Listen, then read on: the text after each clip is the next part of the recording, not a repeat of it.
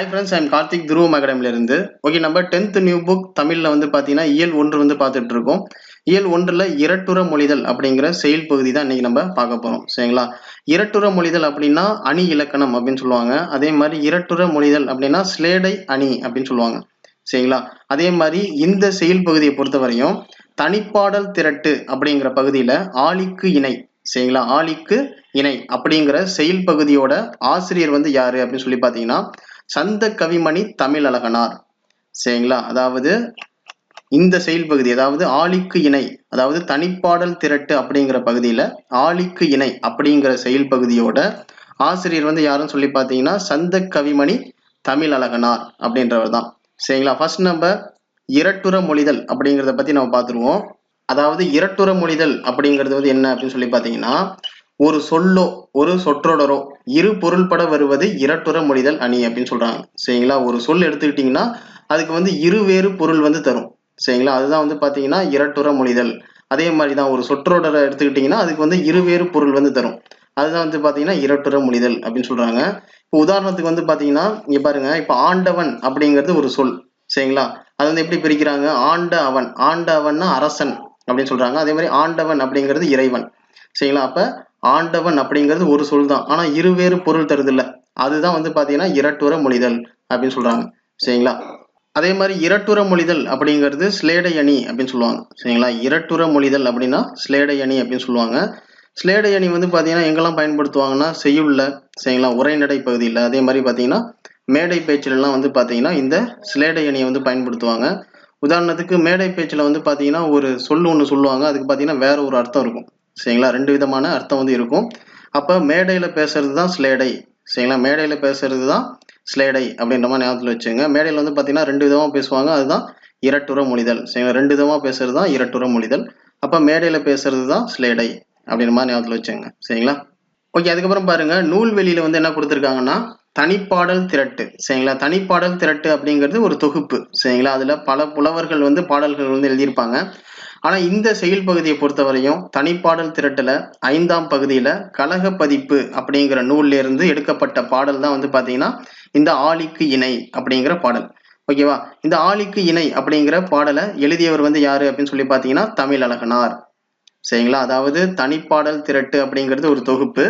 அந்த தொகுப்புல இருந்து 5ஆம் பகுதியில கழக பதிப்பு அப்படிங்கிற நூல்ல இருந்து எடுக்கப்பட்ட பாடல் தான் வந்து பாத்தீங்கன்னா ஆளிக்கு இணை. சரிங்களா? இந்த ஆளிக்கு இணை அப்படிங்கிற பாடலை எழுதியவர் வந்து யாரு அப்படின்னு சொல்லி பாத்தீங்கன்னா தமிழழகனார். சரிங்களா? ஓகே, அதுக்கப்புறம் பாருங்க, சந்த கவிமணி என குறிப்பிடப்படும் தமிழழகனாரின் இயற்பெயர் வந்து பாத்தீங்கன்னா சண்முக சுந்தரம். சரிங்களா? அதாவது சந்த கவிமணி அப்படின்னு சொல்லி யாரை குறிப்பிட்டிருக்காங்கன்னா தமிழழகனார் தான் குறிப்பிட்டிருக்காங்க. அதே மாதிரி அவரோட இயற்பெயர் வந்து பாத்தீங்கன்னா சண்முக சுந்தரம். சரிங்களா?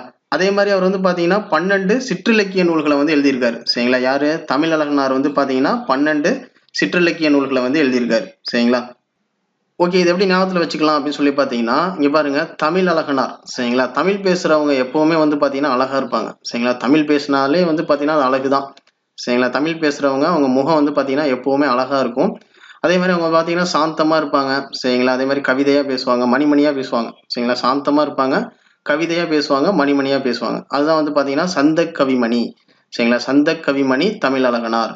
சரிங்களா? அதே மாதிரி தமிழ் பேசுறவங்க வந்து பாத்தீங்கன்னா அவங்க முகம் வந்து பாத்தீங்கன்னா எப்பவுமே அழகா இருக்கும். சரிங்களா? அந்த சூரியன்ல வந்து முகம் காட்டுறப்ப எவ்வளோ பிரகாசமா இருக்குமோ அந்த அளவுக்கு வந்து பாத்தீங்கன்னா அவங்க முகம் வந்து பாத்தீங்கன்னா பிரகாசமா இருக்கும். அப்ப தமிழழகனார் அப்படின்னாலே அவங்க முகம் வந்து பிரகாசமா இருக்கும். அதுதான் சண்முக சுந்தரம். சரிங்களா? அந்த சன்ல வந்து அவன் முகத்தை பாக்குறப்ப அப்படியே பிரகாசமா இருக்கும், அதான் வந்து சண்முக சுந்தரம். சரிங்களா? அதாவது தமிழழகனார் அப்படின்னாலே சந்த கவிமணி அப்படிங்கிறது ஞாபகத்துக்கு வந்துடணும், சண்முக சுந்தரம் அப்படிங்கிறதும் ஞாபகத்துக்கு வந்துடணும். சரிங்களா? அதாவது சந்த கவிமணி என குறிப்பிடப்படும் தமிழழகனார், அவரோட இயற்பெயர் வந்து பாத்தீங்கன்னா சண்முக சுந்தரம். சரிங்களா? அவர் வந்து பாத்தீங்கன்னா 12 சிற்றிலக்கிய நூல்களை வந்து எழுதியிருக்காரு. சரிங்களா? ஓகே, அதுக்கப்புறம் பாருங்க, இந்த லெசனை பொறுத்தவரையும், சரிங்களா, இந்த லெசனை பொறுத்தவரையும் இரட்டுற மொழிதல் அப்படிங்கிறதுக்கு உதாரணமா ஒரு பாடலை வந்து எடுத்திருக்கிறாங்க. அதுதான் வந்து பாத்தீங்கன்னா ஆழிக்கு இணை. சரிங்களா? ஆழினா கடல்னு அர்த்தம். சரிங்களா? ஆழிக்கு இணை, அதாவது இங்க வந்து தமிழை வந்து பாத்தீங்கன்னா கடலோட ஒப்பிடுறாங்க. சரிங்களா? இது எப்படின்னா, இப்ப ரிதம் படம் பார்த்திருப்பீங்க, அதுல வந்து ஒரு பாட்டு ஒண்ணு வரும், அதாவது நதியே நதியே காதல் நதியே நீயும் பெண்தானே அப்படின்னு சொல்லி வரும். அதாவது அதுல நதியை வந்து பெண்களோட கம்பேர் பண்ணியிருப்பாங்க. சரிங்களா? நதியை வந்து பெண்களோட கம்பேர் பண்ணியிருப்பாங்க. அதே மாதிரி தான் இதுல தமிழை வந்து பாத்தீங்கன்னா இந்த கடலோட கம்பேர் பண்ணியிருக்காங்க. சரிங்களா, அது எப்படிங்கிறத பார்ப்போம். ஓகே, ஃபர்ஸ்ட் இதுல என்ன கொடுத்துருக்காங்கன்னா ஆழிக்கு இணை. சரிங்களா, ஆழி அப்படிங்கிறது கடல். சரிங்களா, நமக்கு எல்லாருக்குமே தெரியும் ஆழி அப்படிங்கிறது கடல். அதாவது இதுல வந்து பாத்தீங்கன்னா தமிழோட சிறப்பு அம்சத்தை பத்தி கொடுத்துருப்பாங்க. இதை வச்சு கடலோட கம்பேர் பண்ணியிருப்பாங்க. சரிங்களா, ஓகே, ஃபர்ஸ்ட் இதுல என்ன கொடுத்துருக்காங்கன்னு பாருங்க. முத்தமிழ் துய்ப்பதால் முச்சங்கம் கண்டதால் மெத்த வணிகளமும் மேவலால் நித்தம் அணை கிடந்தே சங்கதவர் காக்க ஆழிக்கு இணை கிடந்த தேந்தமிழ் ஈண்டு. சரிங்களா, இதுல வந்து என்ன சொல்லியிருக்காங்க அப்படின்னு சொல்லி பாத்தீங்கன்னா, அதாவது முத்தமிழ். சரிங்களா, முத்தமிழ் அப்படிங்கிறது வந்து பாத்தீங்கன்னா என்ன சொல்றாங்கன்னா இயல் இசை நாடகம். இயல் இசை நாடகத்தை தான் வந்து பாத்தீங்கன்னா முத்தமிழ் அப்படின்னு சொல்றாங்க. அதுக்கப்புறம் பாத்தீங்கன்னா முச்சங்கம். முச்சங்கம் அப்படிங்கிறது வந்து எதை சொல்றாங்க, முதல் இடை கடை. சரிங்களா, முதல் சங்கம், இடைச்சங்கம், கடைச்சங்கம். சரிங்களா, அதுதான் முச்சங்கம் அப்படின்னு சொல்றாங்க. அதே மாதிரி மெத்த வணிகலன். சரிங்களா, மெத்த வணிகலன் அப்படிங்கறத வந்து எதை சொல்றாங்க அப்படின்னு சொல்லி பாத்தீங்கன்னா ஐம்பெரும் காப்பியங்களை தான் சொல்றாங்க.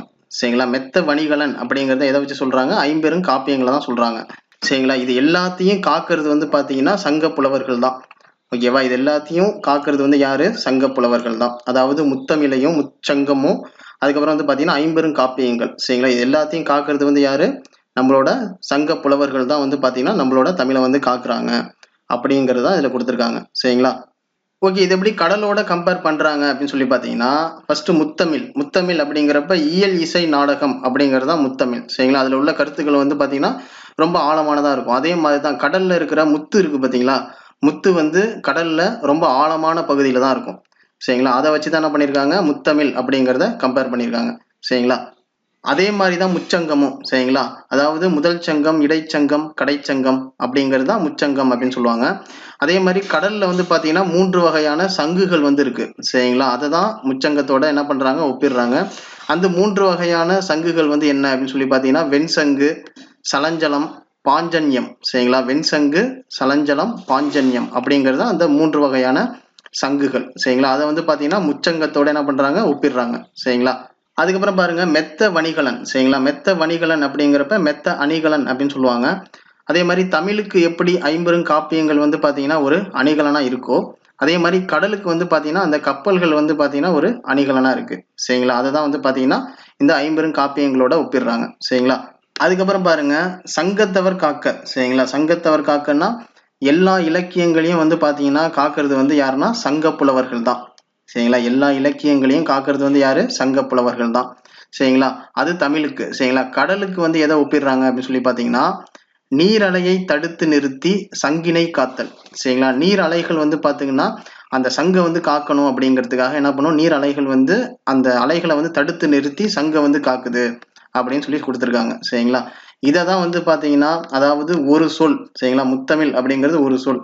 ஆனா அதுக்கு வந்து பாத்தீங்கன்னா தமிழுக்கு வந்து என்னது ஒரு வகையான கருத்தும், கடலுக்கு வந்து பாத்தீங்கன்னா ஒரு வகையான கருத்தும் இருக்கு பாத்தீங்களா. இதை தான் வந்து பாத்தீங்கன்னா இரட்டுற மொழிதல் அப்படின்னு சொல்றாங்க. சரிங்களா, ஓகே ஃப்ரெண்ட்ஸ், நம்ம இதுவரையும் பார்த்தது தமிழ் நியூ புக்ல இயல் 1ல இருக்கக்கூடிய இரட்டுற மொழிதல் அப்படிங்கிற செயல் பகுதி தான். இந்த லெசன் வந்து உங்களுக்கு ரொம்ப கிளியரா புரிஞ்சிருக்கும் அப்படின்னு நினைக்கிறேன். சரிங்களா, ஒவ்வொரு லெசனும் நீங்க படிக்கும் போது அந்த லெசன்ல வந்து என்ன கொடுத்துருக்காங்க அப்படிங்கிறத கொஞ்சம் டீட்டெயிலா படிச்சுக்கோங்க.